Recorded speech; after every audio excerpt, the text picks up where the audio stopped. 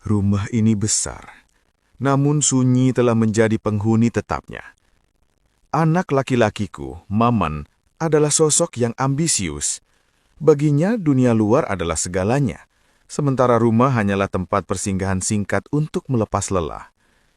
Ia tak pernah benar-benar pulang ke pelukan Sarah, menantuku. Aku sering memperhatikan Sarah dari balik koran pagi, atau saat kami makan malam bersama yang selalu terasa hambar. Sarah adalah wanita dengan kecantikan yang dalam, seperti telaga di tengah hutan yang tak pernah terjamah. Namun aku bisa melihat permukaannya mulai kering. Ada sebuah kehausan yang ekstrim akan kehadiran. Sebuah dahaga akan sentuhan jiwa yang tak pernah ia dapatkan dari suaminya sendiri. "Pak, kopi?" tanyanya suatu sore. Suaranya lembut namun bergetar seperti dawai yang hampir putus. Aku menatapnya dalam-dalam. Sore itu, Sarah mengenakan daster sutra berwarna merah marun yang jatuh dengan pas di tubuhnya yang elok. Rambutnya yang hitam dibiarkan terurai, memberikan kesan rapuh sekaligus menggoda. Saat ia meletakkan cangkir itu, tangannya tak sengaja bersentuhan dengan tanganku. Ia tidak menariknya. Justru ia membiarkan jemarinya diam di sana selama beberapa detik yang terasa abadi. "Sarah, kamu baik-baik saja?" bisikku. Suaraku berat, membawa beban empati yang sudah lama kupendam. Mata Sarah mulai berkaca-kaca. Ia menatapku dengan tatapan yang sangat ekstrim, penuh kerinduan, kepasrahan, dan luka. "Bapak tahu sendiri, Mas Maman jarang ada di rumah, dan kalaupun ada, hatinya tidak di sini. Saya merasa saya tidak pernah benar-benar diberi kasih sayang, Pak. Saya merasa seperti hiasan di rumah ini." Tiba-tiba, ia berlutut di dekat kursiku, menyandarkan kepalanya di lututku sambil berisak tanpa suara. Hatiku hancur berkeping-keping. Rasa sayangku sebagai mertua kini bercampur dengan gairah pelindung sebagai seorang laki-laki dewasa. Aku mengelus rambutnya, merasakan keharuman yang memabukkan, sementara pikiranku melayang pada betapa teganya anakku menyia-nyiakan permata seindah ini. "Bapak ada di sini, Sarah. Bapak tidak akan membiarkanmu merasa sendirian lagi," bisikku sambil mengangkat dagunya agar matanya yang basah menatap tepat ke mataku. Di ruang tengah yang sunyi itu, di bawah cahaya lampu kuning yang redup, batasan antara mertua dan menantu perlahan menguap. Yang tersisa hanyalah dua manusia yang sama-sama kesepian, yang saling menemukan kedalaman rasa yang selama ini Hening malam itu terasa begitu menekan. Namun di dalamnya ada denyut kehidupan yang sangat kuat. Sarah masih bersandar di lututku. Bahunya yang kecil naik turun mengikuti irama isaknya yang mulai mereda. Aku bisa melihat rona merah di lehernya. Sebuah tanda bahwa ia sedang bertarung dengan rasa malu yang luar biasa. Namun, gestur tubuhnya yang tak bergeming menunjukkan bahwa ia pun sangat menginginkan kehangatan ini. Sebagai laki-laki dewasa yang sudah melewati banyak badai kehidupan, aku tahu persis apa yang sedang terjadi. Ini bukan sekedar nafsu. Ini adalah pertemuan dua jiwa yang sama-sama kering. Aku mengulurkan tangan, mengangkat dagunya dengan sangat lembut, memaksanya untuk menatap mataku yang penuh dengan ketenangan dan janji berlindungan. "Sarah, lihat Bapak," bisikku. Suaraku berat dan berwibawa, namun menenangkan. "Jangan malu. Di rumah ini hanya ada kita berdua. Jangan simpan lukamu sendirian lagi." Aku merayu jiwanya sebelum menyentuh raganya. Aku ceritakan betapa ia adalah wanita paling berharga yang pernah kutemui. Betapa ia pantas mendapatkan kasih sayang yang utuh. Dan betapa bodohnya siapapun yang membiarkannya merasa sepi. Kata-kataku mengalir seperti air yang menyejukkan dahaganya yang ekstrim selama ini. Perlahan, ketegangan di tubuhnya luruh. Malu yang tadinya membentenginya, kini kalah oleh rasa dimengerti yang kaku berikan. Tak butuh waktu lama bagiku untuk meluluhkan hatinya. Sarah menatapku dengan mata yang basah namun bercahaya. Sebuah tatapan penyerahan diri yang paling jujur. "Bapak, terima kasih sudah mau melihat saya," rintihnya lirih. Malam itu pun menjadi saksi bisu. Batasan antara mertua dan menantu benar-benar menjadi abu, terbakar oleh bara perasaan yang sudah lama tertimbun. Dan benar saja, di balik sosoknya yang selama ini pendiam dan kalem, Sarah menyimpan keindahan yang luar biasa. Ia memberikan segalanya, kasih sayang, kehangatan, dan gairah yang selama ini dipendamnya dalam-dalam karena diabaikan oleh suaminya sendiri. Kecantikannya di bawah remang lampu kamar bukan lagi sekedar pajangan. Ia hidup, ia mekar, dan ia menjadi milikku sepenuhnya malam itu. Aku menyadari bahwa malam ini bukan hanya tentang pemuasan dahaga, tapi tentang sebuah ikatan rahasia yang sangat ekstrim. Pagi hari biasanya menjadi awal dari rutinitas yang membosankan. Namun kini, setiap kali suara deru motor Maman menjauh meninggalkan gerbang rumah untuk bekerja, atmosfer di dalam rumah ini berubah seketika. Sunyi tak lagi terasa hampa. Sunyi kini menjadi sekutu kami yang paling setia. Rumah ini berubah menjadi panggung rahasia bagi dua jiwa yang telah menemukan oase di tengah padang pasir pengabaian. Sarah tak lagi menunduk saat berpapasan denganku di lorong rumah. Ada binar yang berbeda di matanya, sebuah binar kemenangan sekaligus kerinduan yang mendalam. Setiap kali ada kesempatan, sekecil apapun itu, kami selalu bertemu di ruang-ruang tersembunyi. Entah itu di dapur saat aroma kopi masih mengepul, atau di balik pintu kamar yang terkunci rapat saat matahari sedang terik-teriknya di luar sana. Kami menyebutnya sebagai pertempuran rasa. Sebuah pertempuran di mana tidak ada yang kalah, karena kami berdua sama-sama menyerahkan diri pada arus emosi yang ekstrim. Sarah, yang selama ini dianggap jarang dikasih oleh anaknya sendiri, seolah ingin menebus setiap detik kesepiannya di dalam pelukanku. Ia adalah wanita yang luar biasa. Setiap sentuhannya bercerita tentang rasa syukur karena akhirnya ada yang mampu melihat dan menghargai keberadaannya sebagai wanita seutuhnya. Mas Maman mungkin punya dunia di luar sana, Pak.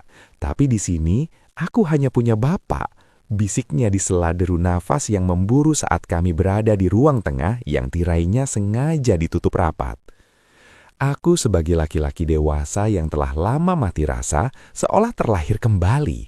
Kekuatan dan kehangatan yang kuberikan padanya adalah bentuk protesku pada ketidakpedulian anakku sendiri. Kami bertempur melawan rasa bersalah, bertempur melawan norma, dan akhirnya kami menang dalam pelukan masing-masing. Di balik dinding rumah yang membisu, keindahan Sarah mekar seutuhnya. Lebih indah, lebih berani, dan jauh lebih romantis dari yang pernah kubayangkan. Setiap hari adalah penantian, setiap detik adalah kesempatan. Siang itu, udara terasa sangat gerah, seolah ikut memanaskan gairah yang sedang membara di dalam rumah. Seperti biasa, setelah Maman berangkat, rumah ini menjadi milik kami seutuhnya. Di dalam kamar yang sejuk, aku dan Sarah sedang hanyut dalam kedalaman rasa yang selama ini kami curi dari takdir. Sarah, dengan segala kelembutannya, baru saja menemukan ketenangan di pundakku setelah kami menuntaskan pertempuran kecil yang begitu emosional. Namun, di tengah keheningan yang intim itu, suara yang paling kami takuti memecah suasana. Ngiek, blam! Suara pintu pagar depan terbuka, disusul deru motor yang sangat kukenali. Maman pulang. Padahal seharusnya ia baru kembali menjelang maghrib. Jantungku serasa mencelos ke perut. Sarah tersentak. Wajahnya yang tadi merona merah mendadak pucat pasi seperti kertas. "Pak, Mas Maman pulang," bisiknya dengan suara gemetar, matanya memancarkan ketakutan yang luar biasa. Dengan ketenangan laki-laki dewasa yang sudah teruji, aku segera merapikan pakaian dan memberikan isyarat agar ia tetap tenang. Masuk ke kamar mandi sekarang. Nyalakan air. Bapak yang keluar." Perintahku tegas, namun lirih. Aku melangkah keluar kamar dengan langkah yang diatur sedemikian rupa, agar tampak wajar. Di ruang tamu, aku melihat Maman sedang membuka jaketnya dengan wajah lelah. "Loh, Man, kok jam segini sudah pulang?" tanyaku sambil bersandar di pintu dapur, pura-pura baru saja mengambil air minum. "Iya, Pak, kantor lagi mati lampu total, disuruh kerja di rumah saja," jawabnya tanpa curiga sedikit pun. "Sarah mana, Pak?" "Lagi mandi mungkin, tadi Bapak lihat dia ke belakang," jawabku datar. Hatiku masih berdegup kencang, namun wajahku tetap menunjukkan wibawa seorang ayah. Maman hanya mengangguk lalu duduk di sofa. Ia tidak tahu bahwa hanya terpaut beberapa meter darinya, istrinya sedang mengatur nafas di balik pintu kamar mandi dengan jantung yang berpacu liar. Ia tidak tahu bahwa ayahnya sendiri baru saja memberikan perhatian dan kehangatan yang selama ini gagal ia berikan kepada Sarah. Melihat Maman yang begitu cuek dan langsung sibuk dengan ponselnya, ada rasa miris yang menyelinap di hatiku. Aku adalah seorang duda yang sudah lama hidup sendiri tanpa istri, merindukan belahan jiwa yang bisa diajak berbagi.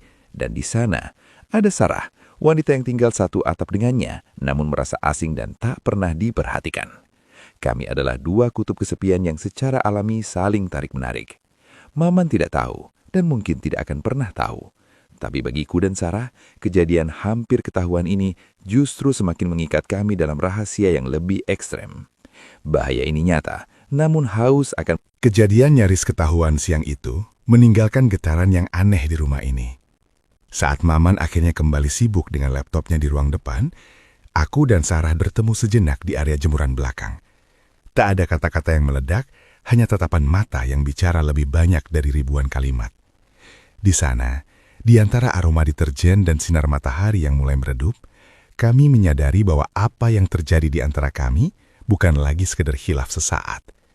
Aku mendekat, berdiri cukup dekat hingga aku bisa merasakan radiasi panas dari tubuhnya yang masih tegang.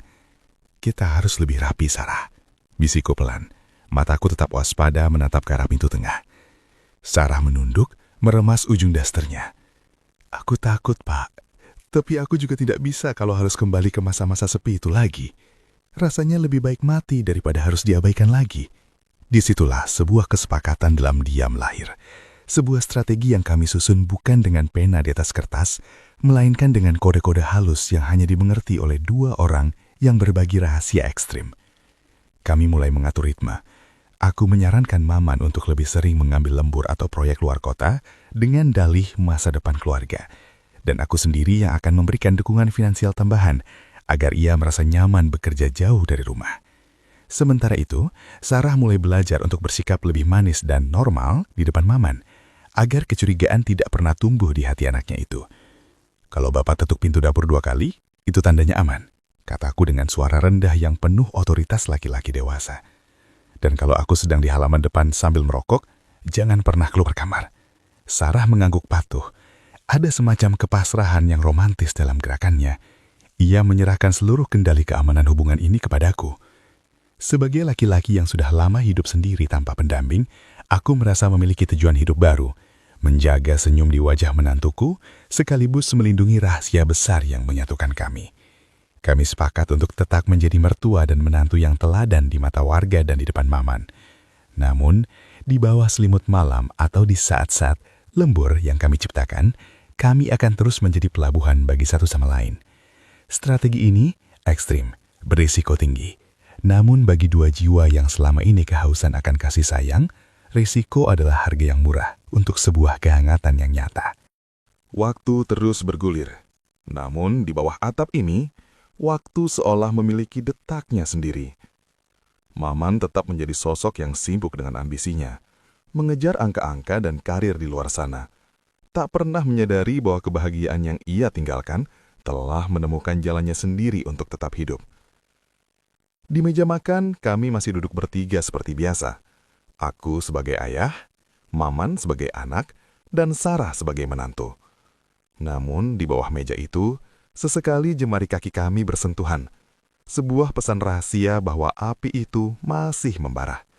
Aku yang dulu merasa hidupku telah berakhir sejak kepergian mendiang istriku, kini menemukan alasan untuk kembali merapikan diri setiap pagi. Dan Sarah, wanita yang dulu layu karena diabaikan, kini mekar dengan kecantikan yang jauh lebih dalam dan matang. Ia tak lagi menangis di dapur saat malam tiba. Kini, setiap kali matanya bertemu denganku, ada rasa syukur dan kedamaian yang terpancar di sana. Kami telah menjadi ahli dalam seni sandiwara. Di depan Maman, aku adalah mertua yang bijak, dan Sarah adalah menantu yang berbakti. Namun saat pintu rumah tertutup dan Maman berangkat menjemput dunianya, kami melepaskan topeng itu. Kami masuk ke dalam ruang rahasia yang telah kami bangun dengan strategi dan keberanian. Di sana, aku memberikan segalanya yang tak pernah ia dapatkan. Perhatian, perlindungan, dan kasih sayang seorang laki-laki dewasa yang memujanya seutuhnya. Rahasia ini adalah beban yang berat. Namun kami membawanya dengan ringan. karena rasa yang kami miliki jauh lebih ekstrim daripada ketakutan manapun. Kami sadar bahwa kebahagiaan ini dicuri dari takdir. Namun, bagi dua jiwa yang pernah mati rasa karena kesepian, setiap detik yang kami lalui bersama adalah anugerah yang tak ternilai harganya. Biarlah dunia luar tetap mengenal kami sebagai keluarga yang tenang di ujung jalan ini. Biarlah rumpun bambu dan dinding rumah ini menjadi satu-satunya saksi bagaimana seorang mertua dan menantu saling menyembuhkan luka jiwa. Di dalam kesunyian yang kini terasa indah, aku dan Sarah telah mengunci janji yang tak akan pernah terucap, bahwa selamanya aku adalah pelabuhannya dan ia adalah keindahan yang akan terus kujaga hingga nafas terakhirku. Kisah Pak Burhan dan Sarah berakhir pada sebuah keseimbangan yang rapuh namun manis. Sebuah cerita tentang bagaimana perhatian yang tulus mampu meluluhkan batasan yang paling ekstrim sekalipun. Karena di dunia ini,